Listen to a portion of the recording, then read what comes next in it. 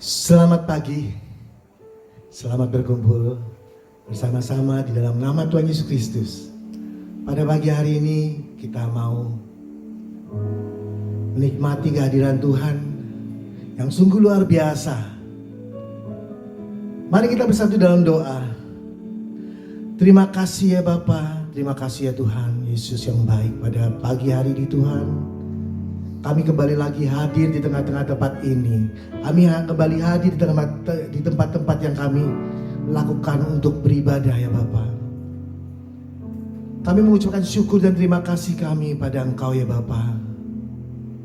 Karena sampai saat ini Tuhan, Kau masih beri kami kesempatan untuk dapat memuji, memuliakan dan menyembah Engkau. Kami ingin lebih-lebih lagi Tuhan masuk dalam hadirat-Mu Tuhan. Karena Engkau adalah Allah yang hebat, Allah yang dahsyat. Engkaulah Allah yang berkuasa. Karena Engkaulah adalah Raja di atas segala raja ya Bapa. Terima kasih ya Tuhan. Kau tutup bungkus kami dengan kuasa-Mu ya Bapa. Agar apa yang kami persembahkan pada pagi hari ini merupakan dupa yang harum di hadapan Engkau ya Bapa. Kami siap Tuhan untuk memuliakan Engkau ya Bapa. Dan kami siap Bapa, kami menerima berkat yang luar biasa yang Engkau akan berikan bagi kami. Kami siap untuk datang di hadirat-Mu ya Bapa. Terima kasih ya Tuhan Yesus. Terima kasih ya Bapa. Di dalam nama Tuhan Yesus Kristus, kita semua yang percaya katakan amin. Terpujilah Yesus. Kami siap datang menghadap Engkau ya Bapa, untuk masuk dalam kehadirat-Mu, untuk membawa persembahan hidupku di dalam kebenaran-Mu ya Bapa. Amin.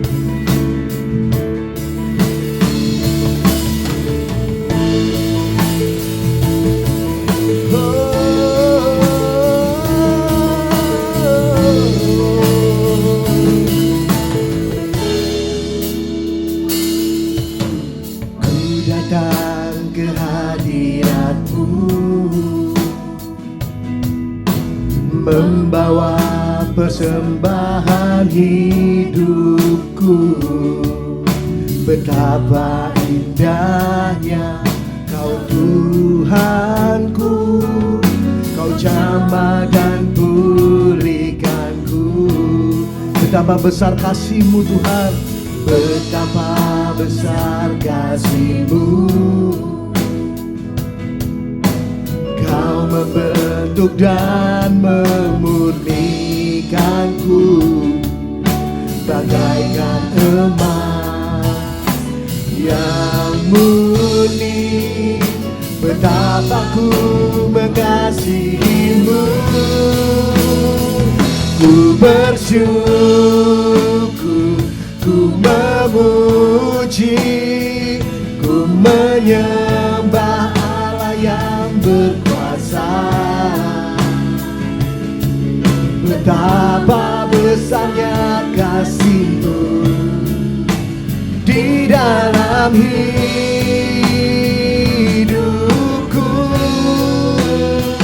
Ku bersyukur, ku memuji, ku menyembah Allah yang berkuasa. Betapa dahsyat perbuatan-Mu Tuhan, nyata di dalamku.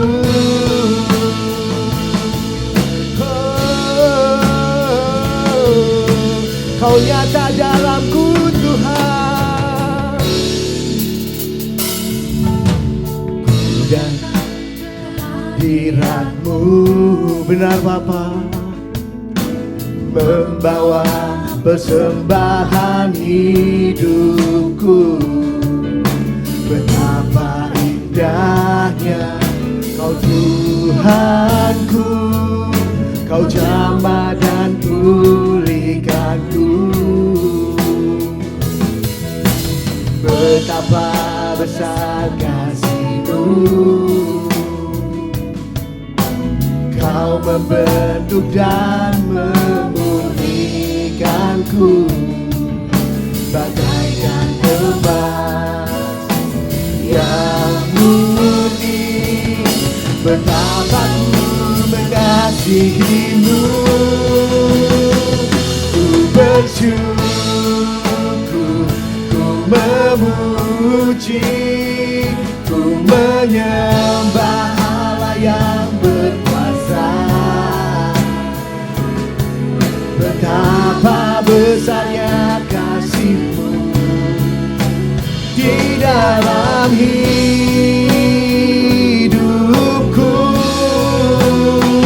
Ku bersyukur, ku memuji, ku menyembah Allah yang berkuasa. Betapa besarnya kasih-Mu Tuhan, nyata di dalamku. Ku bersyukur, ku memuji, ku menyembah Allah yang berkuasa. Betapa besarnya kasih-Mu di dalam hidupku.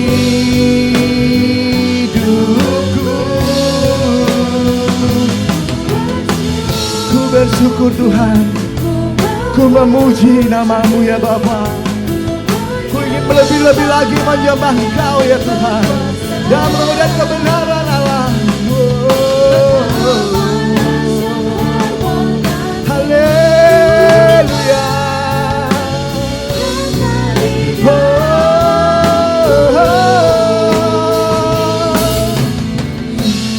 Amin, amin, amin. Haleluya, haleluya. Ku ingin lebih-lebih lagi memuji Engkau Tuhan. Ku ingin lebih-lebih lagi menyembah Engkau Bapa. Haleluya, haleluya, haleluya, haleluya.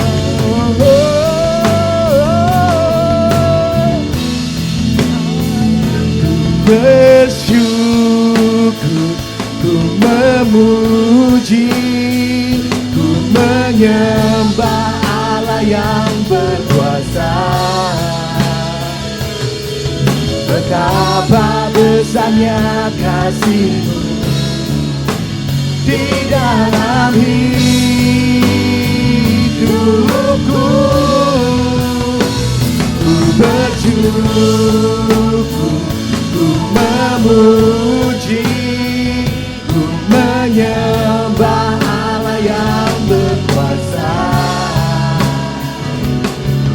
Betapa dahsyat perbuatan-Mu Tuhan, nyata di dalamku. Betapa dahsyat perbuatan-Mu Tuhan, nyata di dalamku. Betapa dahsyat perbuatan-Mu Tuhan, nyata di dalamku.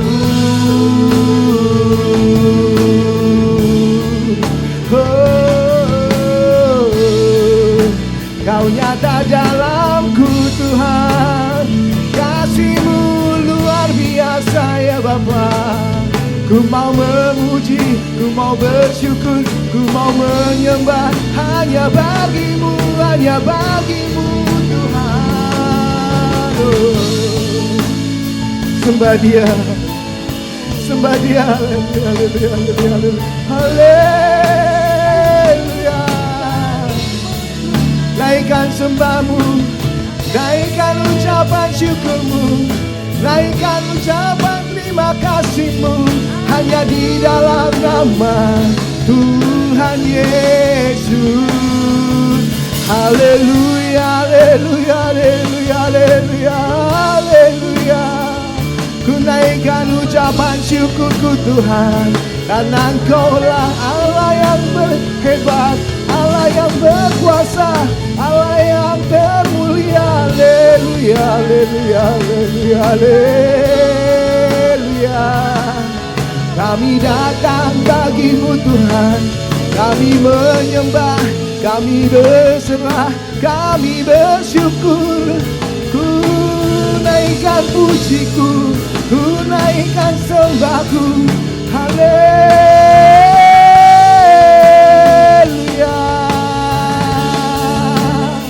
Oh haleluya, haleluya. Naikkan ucapan syukurmu Tuhan.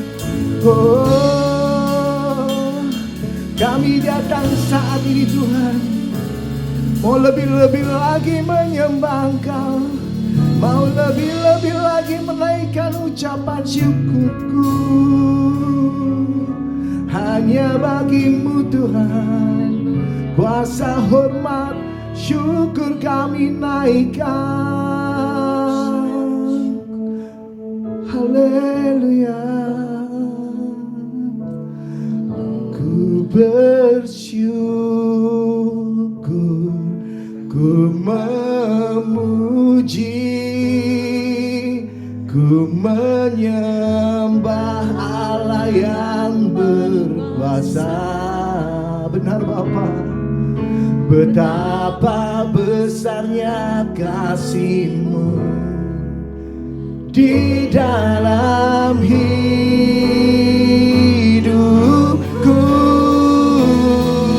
Ku bersyukur, ku memuji, ku menyembah Allah yang berkuasa. Betapa dahsyat perbuatan-Mu Tuhan, nyata di dalamku. Katakan ku bersyukur, ku memuji, oh, ku menyembah Engkau Tuhan. Betapa besarnya kasih-Mu ya Tuhan, di dalam hidupku. Ku bersyukur, ku memuji, ku menyembah Allah yang berkuasa. Betapa dahsyat perbuatan Tuhan, nyata di dalamku. Betapa dahsyat perbuatan-Mu Tuhan, nyata di dalamku. Betapa dahsyat perbuatan-Mu Tuhan, nyata di dalamku. Haleluya. Terima kasih ya Tuhan, Kau nyata dalam hidup kami ya Bapa. Kasih-Mu sungguh luar biasa ya Tuhan. Kasih-Mu sangat memberkati kami ya Bapa. Kami akan lebih-lebih lagi bersorak-sorai memuji Engkau dan menyembah Engkau ya Bapa. Terima kasih ya Bapa, terima kasih ya Tuhan. Kau tutup bus kami Tuhan, agar apa yang kami persembahkan merupakan berkat yang luar biasa yang Tuhan berikan bagi kami. Terima kasih ya Bapa, di dalam nama Tuhan Yesus Kristus. Haleluya, amin, haleluya. Beri kemuliaan buat Tuhan dong, haleluya. Dialah Allah yang tak tertandingi. Dialah satu-satunya Allah. Dia satu-satunya Raja di atas segala raja. Mari sama-sama kita naikkan bersama.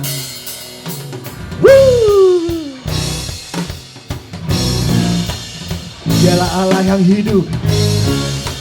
Dialah satu-satunya Allah yang tidak tertandingi oleh siapapun juga.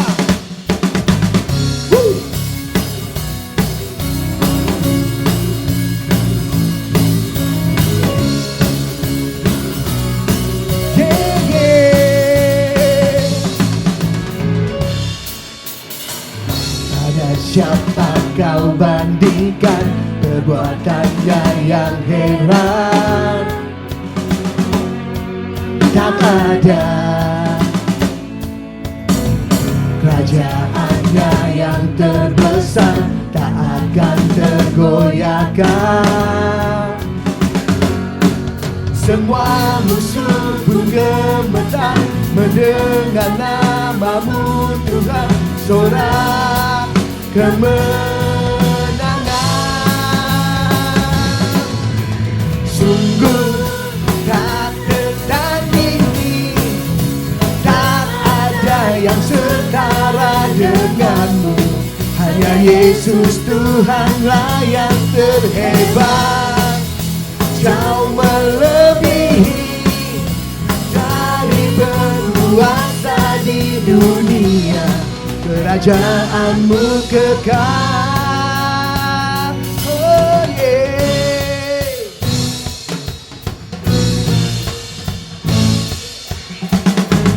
Pada siapa kau bandingkan perbuatannya yang heran? Katakan sama-sama. Tak ada kerajaannya yang terbesar, tak akan tergoyahkan. Semua musuh pun gemetar mendengar namamu Tuhan. Sorak kemenangan, sungguh tak tertandingi, tak ada yang setara denganmu. Hanya Yesus Tuhanlah yang terhebat, jauh melebihi dari penguasa di dunia. Kerajaanmu kekal.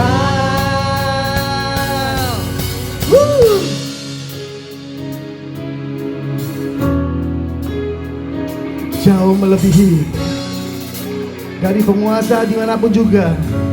Dialah Allah yang tak tandingi. Kemenangan mutlak hanya dalam Tuhan Yesus Kristus.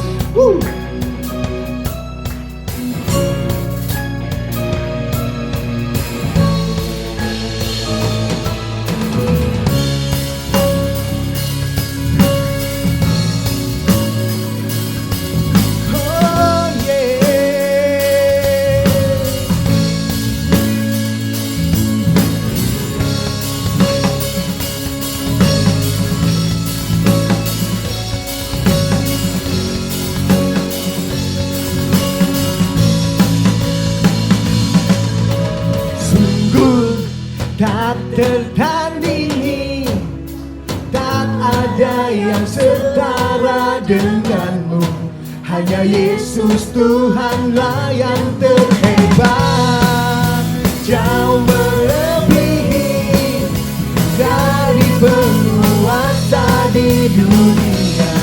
Kerajaanmu kekal, sungguh tak tertandingi, tak ada yang setara denganmu.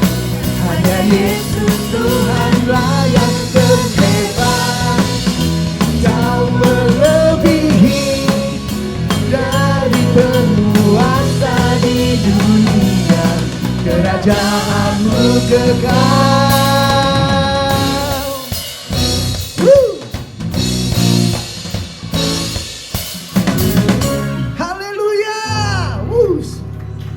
Yesus adalah satu-satunya Allah yang tidak tertandingi. Amin saudara. Mari kita siapkan hati kita untuk mendengarkan firman yang akan Tuhan berikan dan Tuhan sampaikan buat kita semuanya lewat hamba-Nya.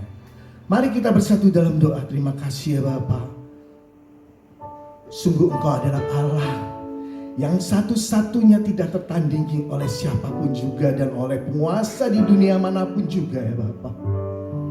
Kami bangga memiliki Engkau ya Tuhan. Kami bangga ya Bapa. Terima kasih ya Tuhan Yesus. Saat pagi hari ini Tuhan, kami kembali lagi ingin mendengarkan firman yang akan Kau berikan bagi kami. Kami percaya Tuhan, Kau akan memberikan setiap apa yang akan Engkau sampaikan, dan kami ingin tahu Tuhan.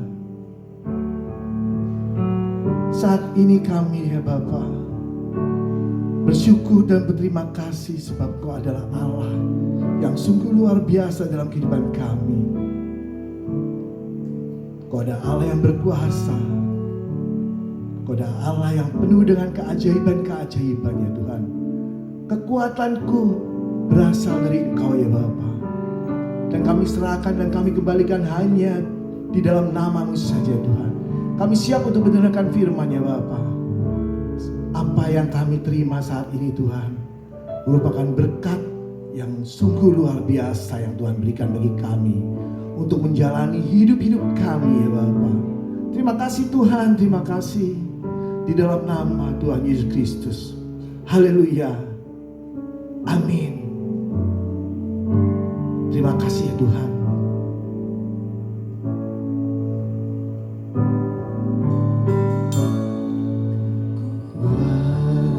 Dan di hidupku, benar Bapa, ku dapat dalam Yesus. Amin. Dia tak pernah tinggalkanku, setia menopangku, berseru berharap Tuhan, berharap dalam Yesus. Katakan sama-sama, kekuatan di hidupku, kekuatan di hidupku, ku dapat dalam Yesus. haleluya. Dia tak pernah tinggalkan, Dia tak pernah meninggalkan kita semuanya. setia Dia selalu setia, menopang, menolong. Haleluya Tuhan. berseru, Katakan sama-sama berseru. berharap Katakan sama-sama berharap. Amin, amin, amin, amin. Katakan ajaib Kau Tuhan. Kau Tuhan penuh kuasa, sanggup pulihkan keadaanku. Dalam tangan-Mu seluruh hidupku tak akan goyah selamanya. Benar Bapa. Kekuatan di hidupku, ku dapat dalam Yesus. Dia tak pernah tinggalkanku, setia menopangku, katakan sama-sama, berseru, berharap dalam Yesus. Jaga Tuhan penuh kuasa, sanggup pulihkan keadaanku. Dalam tangan-Mu seluruh hidupku tak akan goyah selamanya. Kau Tuhan penuh kuasa, sanggup pulihkan keadaanku. Dalam tangan-Mu seluruh hidupku tak akan goyah selamanya. Ajaib Kau Tuhan penuh kuasa. Amin. Oh,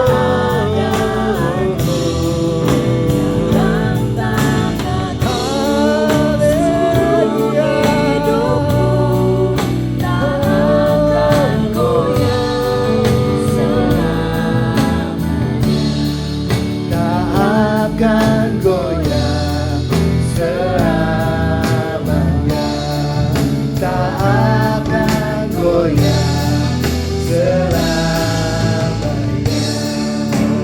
Bagi Tuhan tidak ada yang mustahil.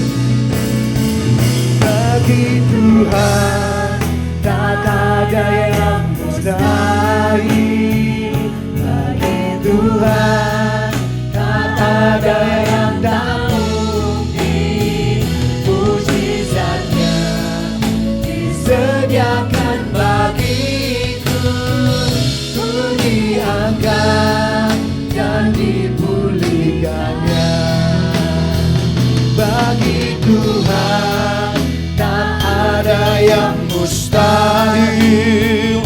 Bagi Tuhan tak ada yang tak mungkin. Mujizatnya disediakan bagiku. Ku diangkat dan dipulihkannya.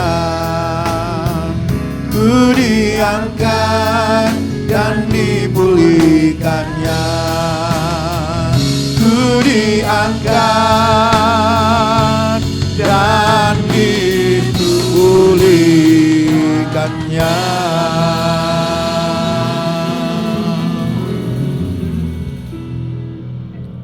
Mari kita berdoa. Bapa di surga, terima kasih Engkaulah Tuhan yang mengangkat kami, yang memulihkan kehidupan kami ya Tuhan. Sesungguhnya kami adalah orang-orang yang harusnya binasa itu. Tetapi Tuhan, karena kasih-Mu menyelamatkan kami. Dan kami tidak mau menyia-nyiakan anugerah yang Tuhan berikan. Kami harus bekerja keras. Sehingga kami terus bertumbuh menjadi seperti yang Tuhan kehendaki. Di tempat ini, Bapa di surga, sekalipun masih masa-masa pandemi seperti ini, tapi tidak menghalangi kami untuk bisa beribadah, bisa mendengarkan kebenaran firman-Mu. Karena itu ya Tuhan, biarlah Tuhan yang berbicara kepada kami semuanya melalui hamba-Mu yang Kau percayakan ini. Urapilah ya Tuhan, urapilah kami semuanya. Di dalam nama Tuhan Yesus kami berdoa. Amin. Baik, shalom Bapak Ibu sekalian. Tuhan Yesus memberkati kita ya. Mungkin saudara di rumah bersama dengan keluarga, kita sama-sama akan mendengarkan kebenaran firman Tuhan.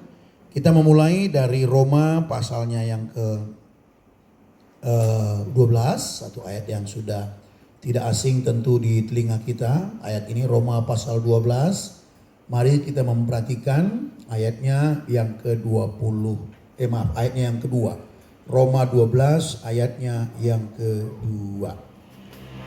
Kita akan membaca secara bersama-sama Roma 12 ayat 2. Demikianlah firman Tuhan. Janganlah kamu menjadi sama dengan dunia ini, tetapi berubahlah oleh pembaruan budimu. Sehingga kamu dapat membedakan manakah kehendak Allah, apa yang baik, yang berkenan kepada Allah, dan yang sempurna. Ayat ini sudah biasa tentu Bapak Ibu dengarkan. Tapi hari ini saya mau mengajak kita untuk memperhatikan bagian yang pertama, yaitu jangan menjadi sama dengan dunia.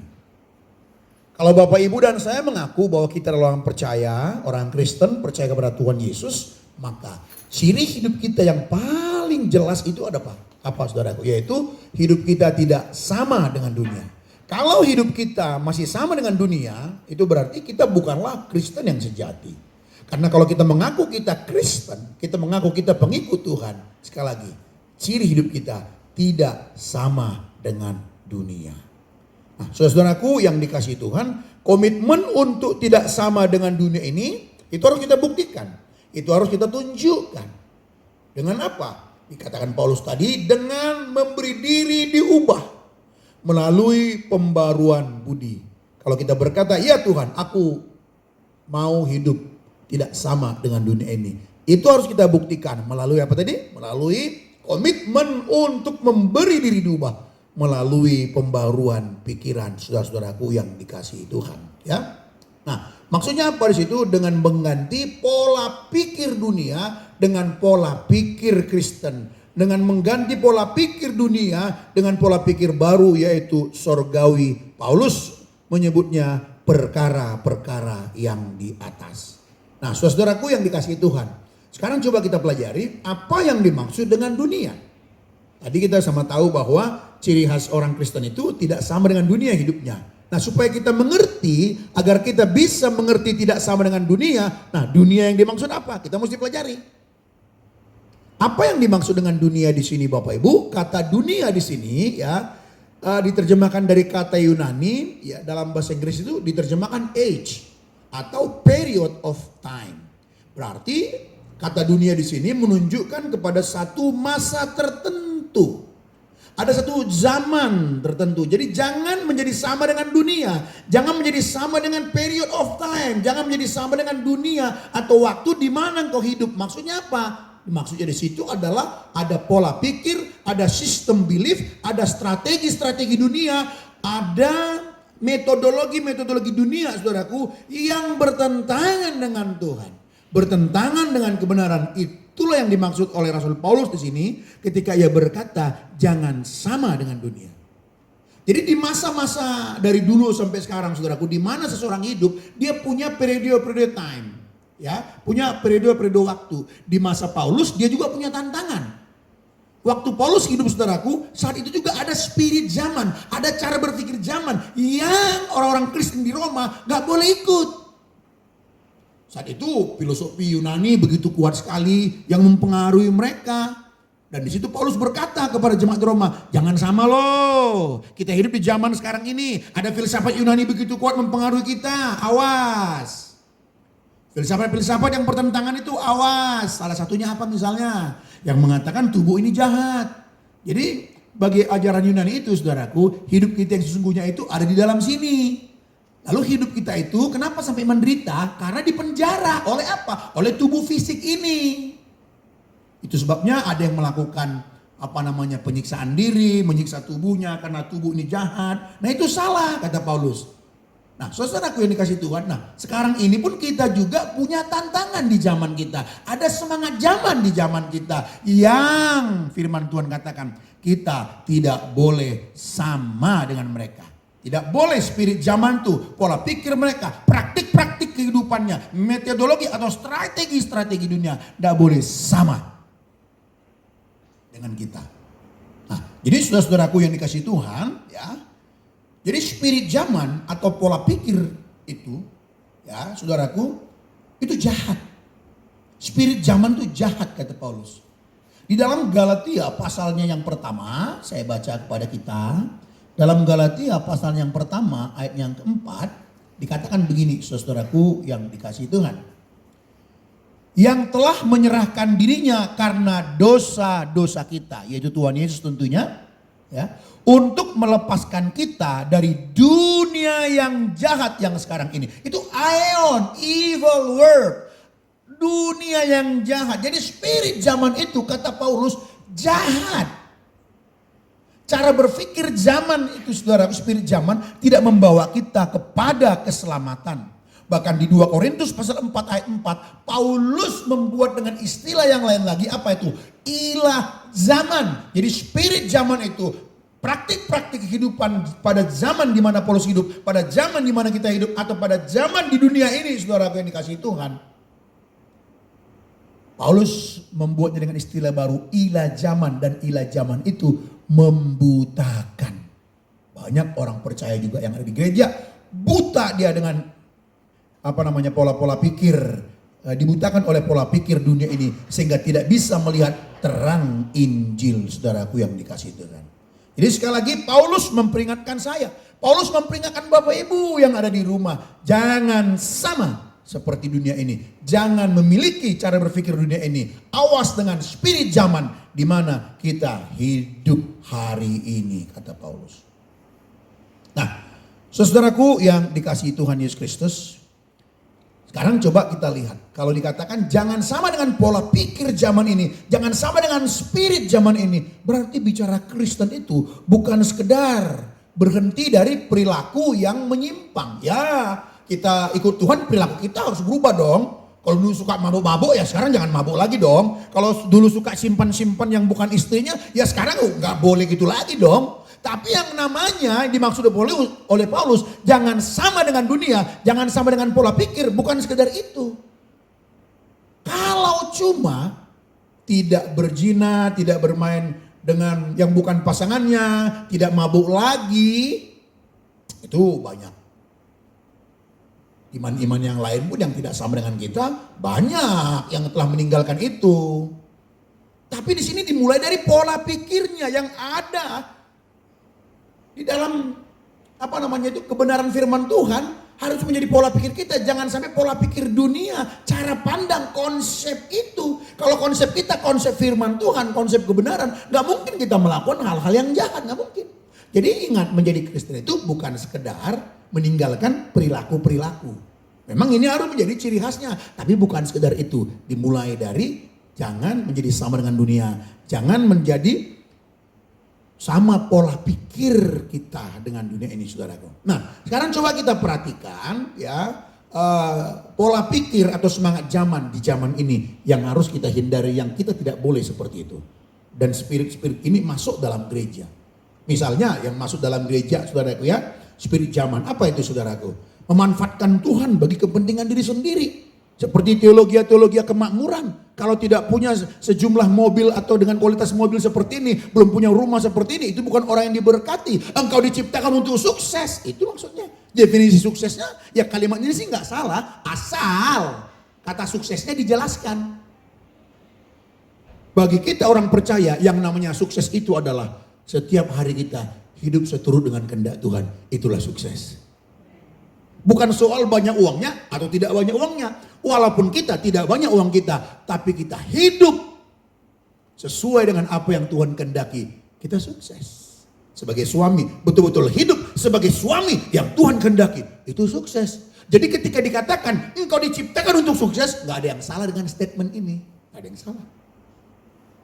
Ya memang Tuhan menginginkan kita sukses, tapi sukses yang dimaksud apa dulu? Jangan pernah berpikir kita barulah disebut sukses diberkati Tuhan kalau punya mobil minimum 3, rumah 3 lantai.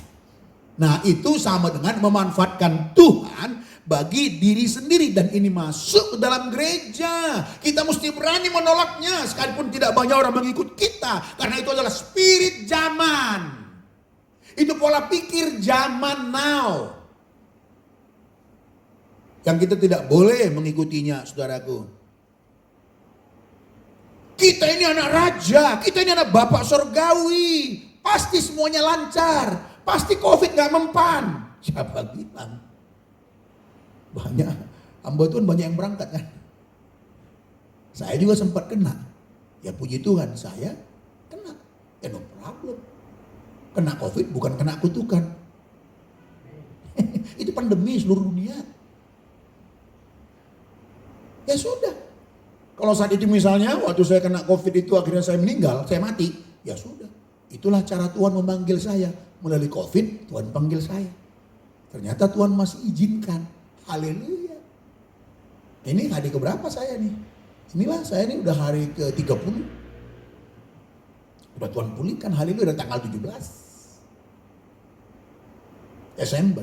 Puji Tuhan, sehat ya, mungkin karena saya mungkin kena gejalanya ringan kali ya, nggak sampai sesak. Iya, cuman saya mual-mual aja. Mual, sakit kepala, agak demam, itu aja. Nah, itu satu penderitaan. Tahu nggak Bapak Ibu penderitaannya di mana? Bukan karena saya panas, bukan. Penderitaannya nggak kebayang saya. Bayangin, saya paling doyan kan babi panggang ya. Babi panggang saya makan nggak ketelan, nah itu penderitaan. Itu babi panggang. Karena mual. Mau ditelan, nggak bisa-bisa. Karena nggak nerima. Aduh Tuhan, ini penderitaan. Iya. Jadi ketika seseorang sakit bukan berarti dia tidak dikenan Tuhan. Ketika anak Tuhan itu sakit bukan berarti dia tidak diberkati Tuhan. Tetapi itulah spirit zaman. Kita orang percaya tidak tersentuh oleh sakit penyakit. Oh haleluya. Yang benar aja. Ya, jadi kita tidak boleh memanfaatkan Tuhan bagi kepentingan kita, saudaraku. Itu pola pikir dunia. Jadi saya berharap Bapak Ibu yang mendengarkan ini setuju ya. Ini bukan perkataan saya ya Bapak Ibu. Itu perkataan Tuhan. Carilah dalam Alkitab. Carilah perkataan Tuhan Yesus. Pernahkah Tuhan Yesus berkata begitu? Kalau engkau ikut aku, maka semuanya akan lancar. Enggak. Tuhan Yesus bilang gini, kalau engkau ikut aku ya, serius nih mau ikut aku kata Tuhan, hitung dulu anggarannya. Ada harga yang kau bayar loh untuk ikut aku, kata Tuhan. Jangan sampai nyesal. Nanti orang ketawain lo. Nanti orang ketawain kamu loh, kata Tuhan. Hitung dulu anggaran. Serigala punya liang, burung punya sarang. Aku tidak punya tempat meletakkan kepalaku. Nah, udah siap belum ikut pemimpin kayak saya? Udah siap belum ikut Tuhan kayak saya? Ada harga. Itu kata Tuhan selalu berulang-ulang. Tapi itulah spirit zaman. Sering sekali maaf, kita diajarkan untuk menina bobokkan kita, untuk membuat telinga kita nyaman, kayak dikitik-kitik, tapi tidak menghasilkan iman yang berkualitas. Ketika datang badai, ketika datang hujan, ambruk fondasinya. Yang ada sungut-sungut, yang ada marah. Jadi jangan sama dengan dunia. Tuh salah satunya, saudaraku. Spirit zaman memanfaatkan Tuhan bagi kepentingan diri. Tuhan itu kan Allah yang baik, kita anaknya. Dia pasti siapkan semuanya. Kalau Tuhan tidak siapkan semuanya untukku, lah untuk apa kita bertuhan? Mau dibayangin. Itu kan jahat. Kalau Tuhan tidak bereskan semua masalahku, kalau Tuhan tidak cukupkan semuanya saat ini, untuk apa Tuhan ada? Itu kan bahaya, saudaraku. Itu kan terserah Tuhan. Ada banyak kok anak-anak Tuhan, hamba Tuhan di Alkitab juga sampai dia mati, mengerikan matinya. Ada yang dipenggal. Bahkan kalau kita membaca kisah sejarah gereja, ada banyak hamba Tuhan yang begitu setia, matinya mengenaskan kok. Bagian kita, saudaraku, bukan menuntut dari Tuhan. Bagian kita adalah kita mentaati Tuhan. Tuhan udah berikan segala-galanya. Dia telah memberikan hidupnya bagi kita. Maaf ya Bapak Ibu ya, kalau saya sedikit lebih tegas maaf ya. Jangan jadi rakus.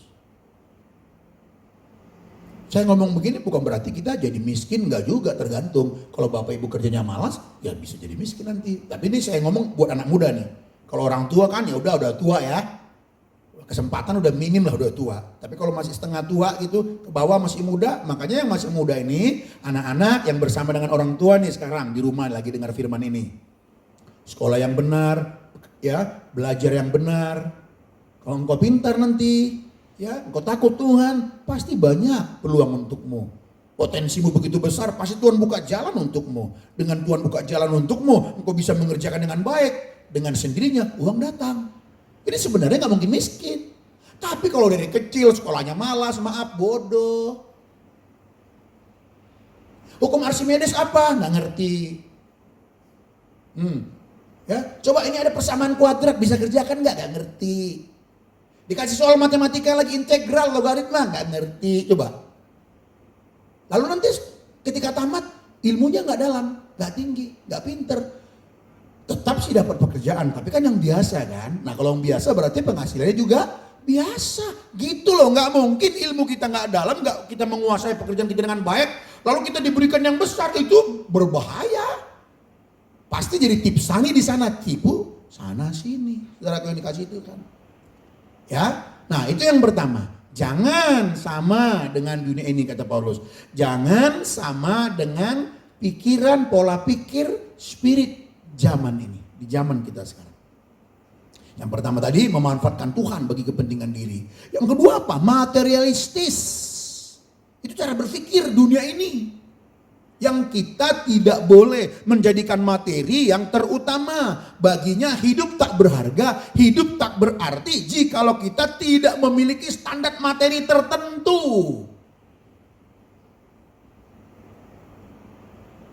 Karena malu sama teman-teman, akhirnya memang agama itu ya seksi sekali untuk dijual, saudara. Iya, seneng sekali orang. Akhirnya pakai janji Tuhan lah diklaim, karena dia malu. Malu dia, teman-temannya pada hebat, aku enggak. Oh Tuhan, aku klaim janjimu, jadi begitu, saudara. Ya bukan enggak boleh klaim, tapi klaimlah yang benar, kan gitu ya. Nah, jadi saudara-saudaraku, ya materialistis. Kita tidak boleh menjadikan materi menjadi pusat hidup kita. Kita tidak boleh menjadikan materi itu pusat kebahagiaan kita. Itu cara berpikir dunia, saudaraku. Dan ini harganya mahal mengiring Tuhan memang. Mahal. Ketika saudara dalam persoalan berat, kesulitan, lalu ada orang yang duniawi. Makanya ke gereja itu biasa aja, ini ada jalan keluar, mau nggak? Itu persoalanmu selesai, kau bisa dapat banyak loh. Cuannya bisa gede. Tapi jalannya menyimpang dari jalan Tuhan. Berat kan? Mau nggak ya? Mau nggak ya? Nah itu dia. Nah kalau kita mau, kita sama dengan dunia. Berarti kita nggak ada bedanya dengan dunia. Nah ketika kita, saudaraku, ketika kita sama dengan dunia, maka kalau kita membaca Roma 12 ayat yang kedua tadi, paling bawahnya, maka kita tidak akan bisa ya untuk mengerti, mengetahui, membuktikan mana kehendak Allah yang berkenan kepada Tuhan, yang berkenan kepada Tuhan. Kita nggak akan bisa, tidak akan bisa kita untuk membedakan mana kehendak Allah, apa yang baik, yang berkenan dan yang sempurna. Nggak bisa. Kenapa? Hidup kita masih sama dengan dunia, karena konsep kita masih sama dengan dunia. Orang dunia materialistis menjadikan uang segala-galanya, kita ikut-ikutan.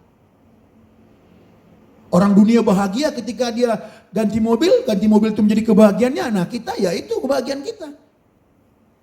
Nah itu kan repot saudaraku, ini kasih Tuhan. Punya mobil, saudara punya uang, beli mobil silakan. Tapi jangan bahagiamu ada di mobil itu. Sampai-sampai mobil menjadi seperti istri keduanya kan. Ada, itu kan repot saudaraku, ini kasih Tuhan. Nah saudaraku, kita butuh uang. Uang memang penting, tetapi uang tidak boleh menjadi ilah bagi kita. Nggak boleh. Uang itu penting, yes. Uang itu berguna, betul. Kita butuh uang, betul saudaraku. Tapi tidak boleh uang yang mengatur hidup kita, yang menggerakkan hidup kita, yang menjadi kebahagiaan kita. Di masa sekarang, di masa sulitnya memang. Mungkin banyak kita kurang uang sekarang. Tapi di kurang uang itu, biarlah kita mencukupkan dengan apa yang ada. Supaya kita tidak terjebak kepada materialistis tadi. Akhirnya menjadikan uang menjadi Allah bagi dirinya, saudaraku yang dikasih Tuhan. Ya, nah Bapak Ibu yang dikasih Tuhan. Jadi jika ada nilai-nilai yang dapat ditemukan dalam hidup kita, kata orang materialnya, materialistis berkata begini, kalau ada nilai dalam hidup kita, maka itu adalah material. Oleh karena itu, hiduplah sepanjang yang Anda bisa. Jadilah sehat seperti yang Anda bisa gitu. Dapatkan sebanyak-banyak yang Anda bisa. Ketika kau mendapatkan banyak, itulah makna hidupmu. Kasihan dia kita begini. Malah kalau kita membaca buku-buku sekuler aja ya, kayak buku psikologi misalnya. Ada seperti misalnya Viktor Frankl. Ya itu seorang psikiater ternama. Dia luar biasa banget, dia dalam penderitaan yang besar. Ya dia disiksa di kem-kem Nazi saat itu. Dia disiksa dengan berat, dengan harapan mereka adalah agar putus asa nih Pak Viktor Frankl. Tapi luar biasa loh dia. Dia orang gak kenal Tuhan loh. Keluarganya, istrinya dibunuh. Mereka berusaha mematahkan semangat Viktor Frankl. Tapi gak pernah patah semangat. Lalu ketika dia dibebaskan ya, ketika Nazi kalah dia dibebaskan. Lalu ditanya apa yang menjadi rahasianya. Dia punya pola pikir yang baik loh. Ini belum pola pikir surgawi. Masih pola pikir. Ada di dalam dunia ini juga ada pola pikir yang baik juga. Dia bilang apa? Begini. Kalau di dalam dunia ini ada penderitaan, kata Viktor Frankl. Berarti penderitaan itu pasti punya makna. Gak kenal Tuhan lu bisa ngomong gitu. Kalau dalam dunia ini ada penderitaan. Kalau dalam dunia ini kita mengalami penderitaan. Berarti penderitaan itu punya makna. Ada artinya. Itulah membuat saya kuat. Makanya saya tunggu apa makna penderitaan yang berat ini aku alami. Masa sih pola pikir kita tidak bisa melampaui itu? Halo. Mudah-mudahan nangkap maksud saya ya. Amin. Amin. Nah pola pikir apa lagi yang bisa kita temukan di zaman sekarang. Di zaman kita hidup ini saudaraku. Yang harus kita tolak. Yang harus kita nggak boleh mengikutinya. Nggak boleh sama dengan dunia ini. Apa itu? Sekularisme. Apa itu sekularisme? Cara hidup yang sekuler. Sekuler ini berasal dari kata Latin yaitu saeculum. Yang berarti ya bisa diterjemahkan juga age atau zaman. Ya, dan kata yang ditemukan di dalam bahasa Yunani age atau apa tadi ion tadi age tadi saudaraku ya dalam bahasa Jermannya itu hampir sama.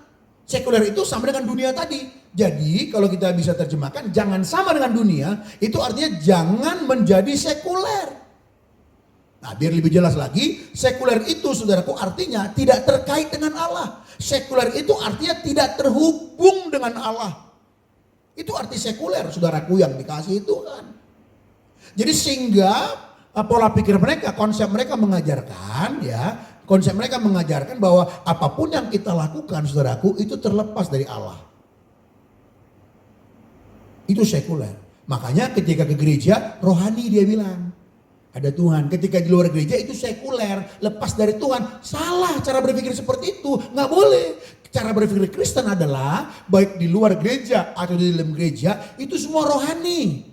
Jadi jangan berpikir ketika kita bernyanyi haleluya gitu, ini rohani. Lalu nanti pergi keluar gereja, kita mungkin dengan teman ketemu ngopi-ngopi, nah itu tidak rohani, itu sekuler. Salah, semuanya rohani bagi kita. Karena kita lagi pergi liburan, lagi duduk ngopi sama teman-teman diskusi, semuanya itu rohani. Kenapa rohani? Karena semua itu kita kaitkan dengan Allah. Amin. Kalau kita tahu kerja itu kita kaitkan dengan Allah, maka kita nggak mungkin kerja main-main. Nggak mungkin. Kenapa? Pekerjaan ini pun terkait dengan Allah. Itu adalah ibadah, kata Rasul Paulus. Kita lagi duduk sama teman, sharing, ngopi-ngopi gitu ya. Itu pun rohani. Jadi tidak boleh kita pisahkan dari Tuhan. Ketika kita memisahkan dari Tuhan, makanya jangan heran. Waktu orang pergi liburan, dia buat dosa di sana. Kenapa? Dia melepaskan dari Tuhan. Itu yang dimaksud dengan sekuler. Sekuler itu terlepas dari Tuhan. Tidak terhubung dengan Tuhan. Tapi bagi kita, semuanya itu rohani. Mudah-mudahan nangkap maksud saya. Iya. WFH. Itu pun rohani. Kenapa? Seluruhnya kita hubungkan dengan Tuhan. Semuanya terkait dengan Tuhan. Sehingga kita tidak berani macam-macam. Tapi kita cukup satu macam menyenangkan hati Tuhan saja. Ya itulah membuat kita melakukan segala sesuatu untuk kemuliaan Tuhan. Saudaraku kalau mau jujur, spirit seperti inilah sesungguhnya yang dilakukan oleh gereja. Yang diajarkan oleh gereja pada zaman reformasi dulu. Martin Luther ya dan lain sebagainya, Calvin Zwingli. Pengajaran seperti ini, soli deo gloria, teologi mereka, konsep mereka. Di pekerjaan, dimanapun saudaraku ya. Mereka mendorong para pengajar, tokoh-tokoh reformator itu mengajarkan semuanya itu bagi kemuliaan Tuhan. Sehingga mereka bersemangat, mereka bekerja untuk kemuliaan Tuhan. Mereka berkeluarga untuk kemuliaan Tuhan. Makanya Eropa itu maju saat itu. Oh tapi sekarang Pak, nanti dulu. Ya kan tergantung penerusnya nggak mau pilih. Sama seperti kita yang hadir dalam ruangan yang hanya berapa orang ini saja. Dan Bapak Ibu yang di rumah, saudara mau rohani atau enggak, bukan karena pengkhotbahnya kurang bagus atau enggak bagus loh. Tergantung saudara. Masa sih karena lingkungan kita enggak bagus kita jadi berubah? Enggak kan? Masa sih karena lingkungan kita narkoba, kita jadi narkoba? Kan enggak kan? Pilihan nama kita. Kita yang memilih saudaraku yang dikasih Tuhan. Ya. Sekalipun kita lihat Eropa mengalami kemunduran secara rohani. Tapi kalau mau jujur, ya Bapak Ibu yang udah sering ke Eropa lah bisa menjawab itu. Coba lihat yang mengerti di sana juga. Kan banyak juga value-value itu kan value Kristiani sebenarnya. Tapi mereka lakukan tidak sebagaimana ya orang-orang Kristiani lakukan kan gitu.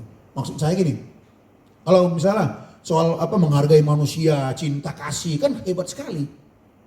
Hebat sekali, itu kan value-value nilai-nilai Kristen yang diterapkan para tokoh reformator saat itu sebenarnya.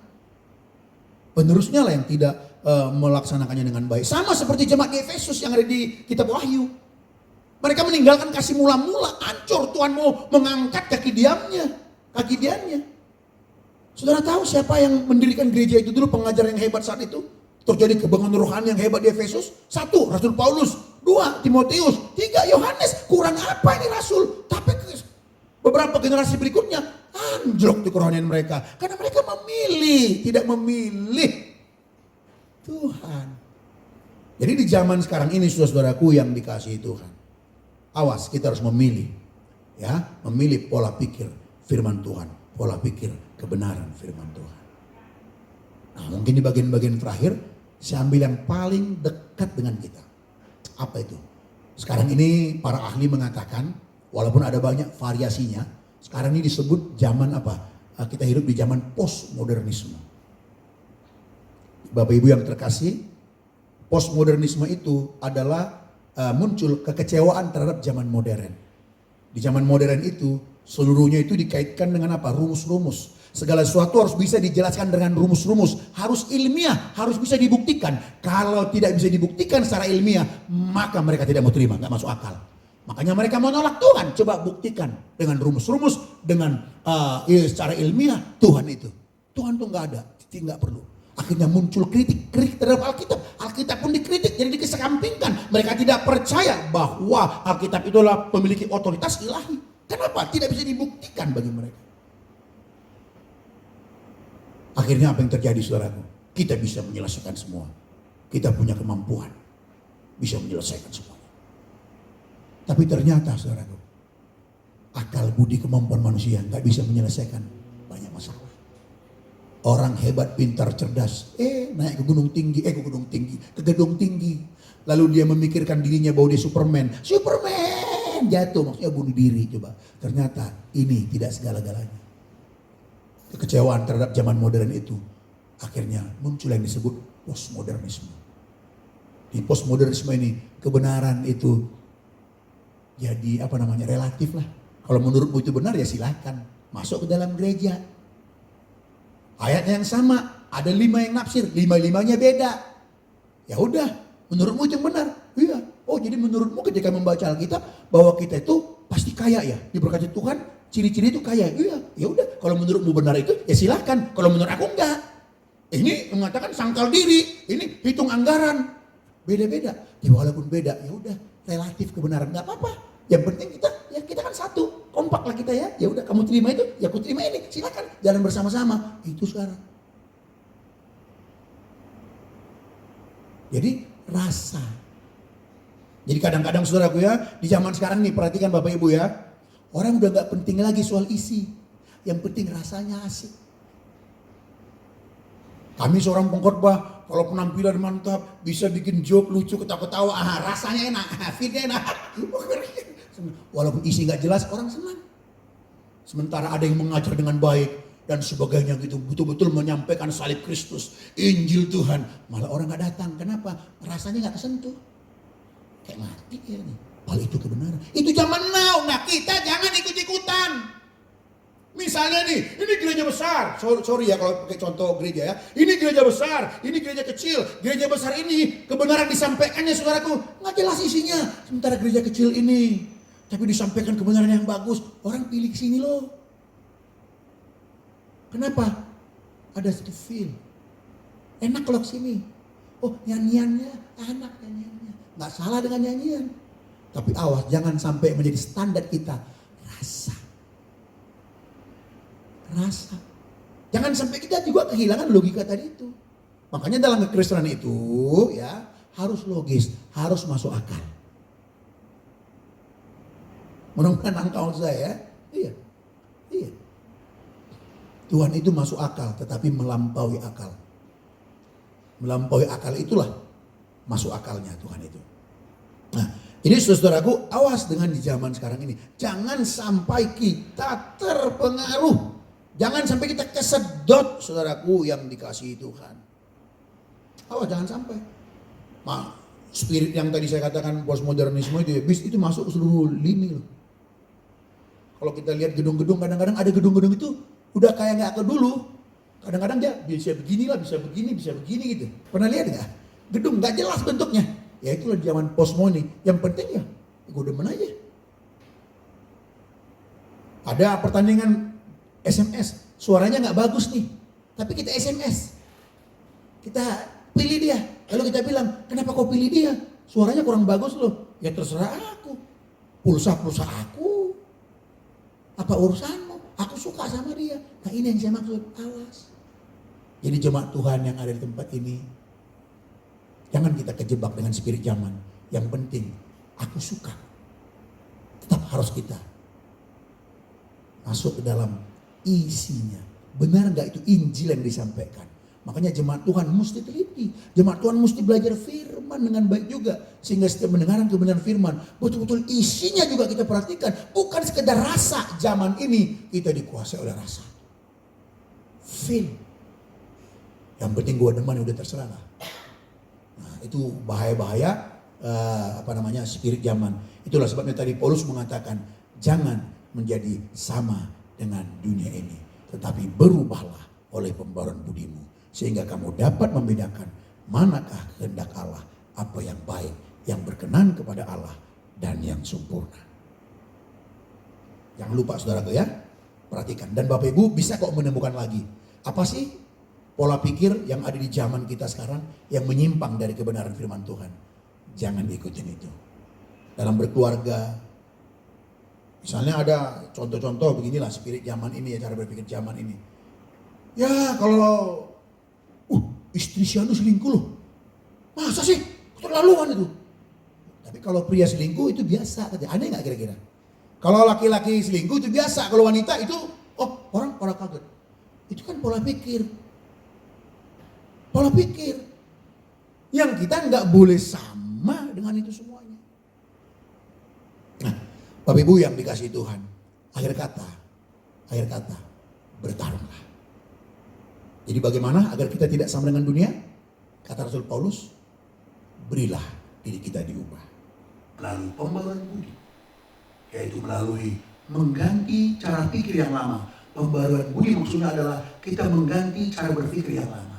Kita punya cara berpikir duniawi, kita cara berpikir yang sudut manusia yang jatuh dalam dosa, pikirannya adalah semua self-center, semuanya untuk kepentingan diri sendiri. Itu kita ganti, saudaraku, dengan pola pikir Alkitab. Makanya dengan belajar firman terus, semoga ketekunan saudara itu pasti akan menghasilkan. Sehingga inilah pola pikir. Misalnya pakai handphone saya, saudara dengar kebenaran, pola pikir yang baru. Pola pikir yang lama belum tentu lo langsung mau. Dia masih berkelahi dulu itu. Masa sih timbang-timbang. Tapi ketika saudara terus memberi diri, terus memberi diri, maka pikiran yang lama, saya misalnya ini, atau kacamata inilah pikir yang lama yang ada di sini, maka dia akan tergeser. Dia akan tergantikan. Karena apa? Kita terus memberikan masuk pikiran yang baru. Akhirnya pikiran baru inilah yang menguasai kita semuanya. Ketika pikiran baru ini, yaitu pikiran Alkitab, pikiran Kristiani, itu yang ada dalam hati dan pikiran kita, maka apa yang dalam pikiran hati kita tadi itu, itulah yang menggerakkan hidup kita. Sehingga kita bisa berkata, salah satu ciri orang diberkati Tuhan itu bukan kaya, bukan punya mobil minimum 3, bukan. Walaupun dia tidak punya apa-apa, tapi hidupnya seturut dengan kehendak Tuhan, itu sukses. Itu pola pikir yang baru sekarang. Mungkin di antara saudara melihat orang yang kena penyakit, itu kena kutuk, sekarang udah beda. Enggak, bukan. Itu yang membuat kita merdeka. Coba kalau saudara berpikir orang kena penyakit itu kutuk, maka saudara akan terpenjara. 2 kutuk, 5 kutuk. Gitu kita, enggak, Tuhan udah membebaskan kita, saudara. Akhir kata, jangan menjadi sama dengan dunia ini. Itulah ciri hidup orang Kristen. Kiranya benar firman Tuhan ini memberkati kita semuanya. Amin. Mari kita berdoa. Bapa di surga, terima kasih Tuhan buat kebenaran firman-Mu yang telah Tuhan sampaikan kepada kami. Di masa-masa sulit ini, Tuhan ingatkan kami agar kami tidak terjerumus kepada pemikiran-pemikiran yang salah oleh dunia ini ya Tuhan. Tolonglah kami semuanya ya Bapa.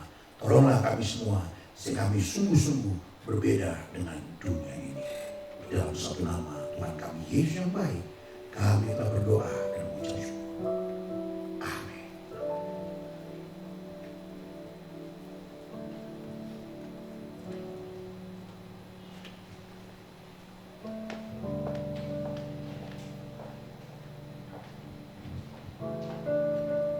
Bersyukur kepada Tuhan untuk kebenaran firman Tuhan yang boleh kita dengar pada pagi hari ini. Ya saudara-saudara yang di rumah, saya percaya saudara semua dipelihara oleh Tuhan. Semua ada sehat, ya puji Tuhan. Saya sekalipun tidak bisa bertemu secara langsung, tetapi tetap saudara saya bawa di dalam doa. Dan supaya saudara tetap ada di dalam pemeliharaan Tuhan yang sempurna.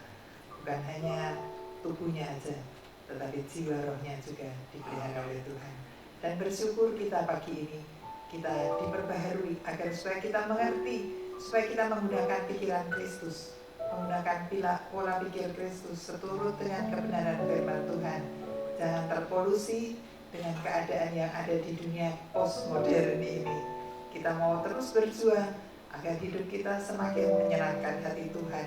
Dan itulah kiranya yang terus menjadi kerinduan kita sama-sama untuk kita hidup menyenangkan hati Tuhan. Mari saya undang kita untuk bangkit berdiri bersama-sama. Bapa, kami percaya bahwa firman-Mu boleh termeterai di dalam loh hati kami. Roh Kudus, kami izinkan untuk terus berkarya di dalam hidup kami. Karena kami sadar kami sangat membutuhkan-Mu, sangat membutuhkan pimpinan-Mu, sangat membutuhkan Roh Kudus yang terus-menerus mengajar, mendidik kami, mengingatkan kami untuk kami terus berjalan seturut dengan kehendak-Mu. Biar kami boleh merubah cara pikir kami. Kami tidak serupa dengan dunia ini lagi, tetapi kami boleh serupa dengan Kristus Yesus, Tuhan Juru Selamat kami, yang menjadi teladan di dalam hidup kami. Terima kasih Bapa, berkati hamba-Mu yang sudah Kau pakai untuk menyampaikan kebenaran firman-Mu.